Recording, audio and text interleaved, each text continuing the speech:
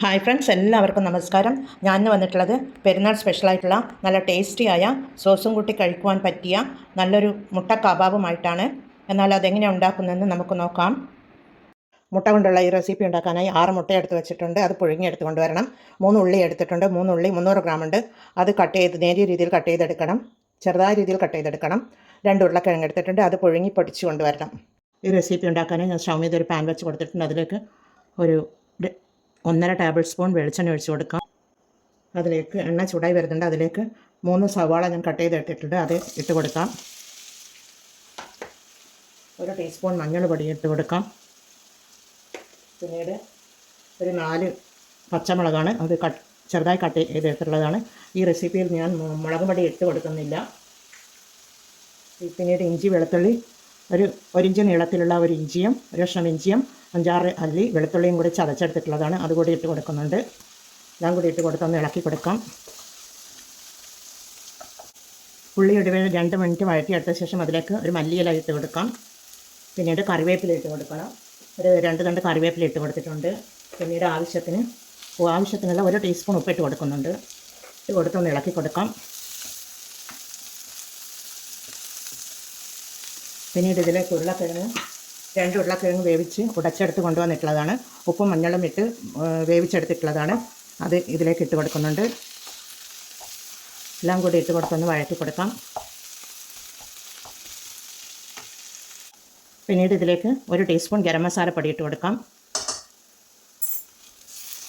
ഇളക്കി യോജിപ്പിച്ച് കൊടുക്കുക. ഇതിവിടെ തീ ഓഫ് ചെയ്ത് കൊടുത്തിട്ടുണ്ട്. ഇത് തണിയുവാൻ വേണ്ടി ഇവിടെ മാറ്റി വെക്കാം. പിന്നീട് 6 മുട്ട പുഴുങ്ങിയെടുത്തതുണ്ടല്ലോ, അത് നെടുകെ ഇതുപോലെ കട്ട് ചെയ്തെടുക്കുക. 6 മുട്ടയും ഇതുപോലെ കട്ട് ചെയ്തെടുത്തിട്ടുണ്ട്. അത് നമ്മൾ ഓരോ മുട്ടയും എടുത്ത് നമുക്ക് ഉരുളക്കിഴങ്ങിൻ്റെ മിശ്രിതം ഇതുപോലെ പൊതിഞ്ഞെടുക്കുക. ഉരുളക്കിഴങ്ങിൻ്റെ മിശ്രിതം എടുത്ത് ഇതുപോലെ പൊതിഞ്ഞെടുക്കണം. എല്ലാം ഇതുപോലെ നമുക്ക് ചെയ്തെടുത്ത് കൊണ്ടുവരാം. ഇതെല്ലാം ഇതുപോലെ ചെയ്തെടുത്ത് കൊണ്ടുവന്നിട്ടുണ്ട്. ഇനി നമുക്ക് വേണ്ടത്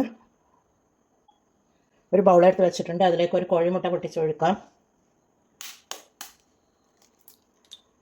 2 കോഴിമുട്ട പൊട്ടിച്ച് കൊടുക്കണം.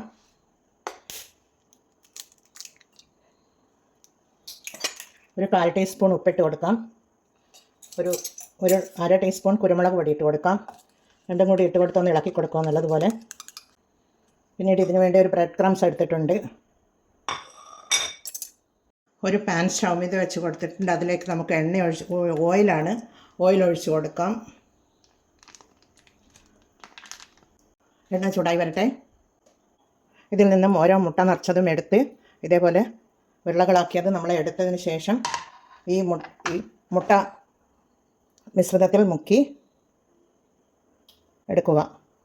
അതിനുശേഷം ബ്രെഡ് ക്രംസിൽ പൊതിയുക. നല്ലതുപോലെ ഇതുപോലെ പൊതിഞ്ഞെടുത്ത് നമുക്ക് എണ്ണയിലേക്ക് ഇട്ട് കൊടുക്കാം.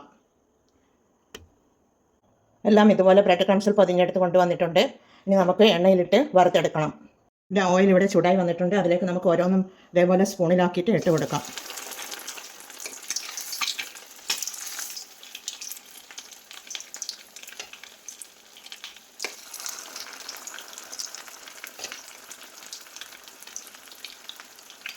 എല്ലാം നമുക്ക് ഇതുപോലെ ഇട്ട് കൊടുക്കാം. തീ കുറച്ച് കൊടുക്കാം.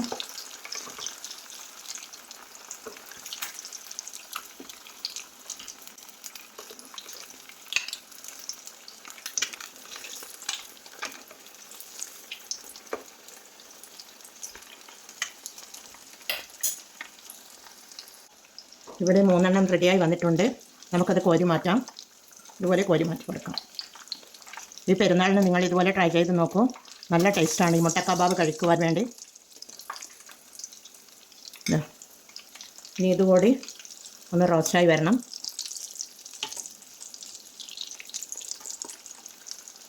ഈ 3 കൂടി ഇവിടെ റെഡിയായിട്ടുണ്ട്. അതുകൂടി നമുക്ക് കോരി മാറ്റാം.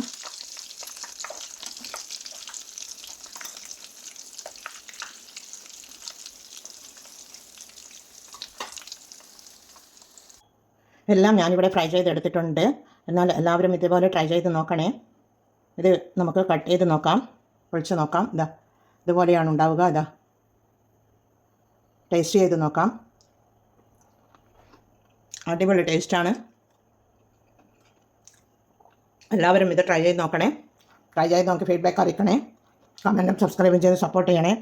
അടുത്ത ഒരു വീഡിയോയുമായി വരുന്നത് വരെ എല്ലാവർക്കും താങ്ക് യു ഫോർ വാച്ചിങ്.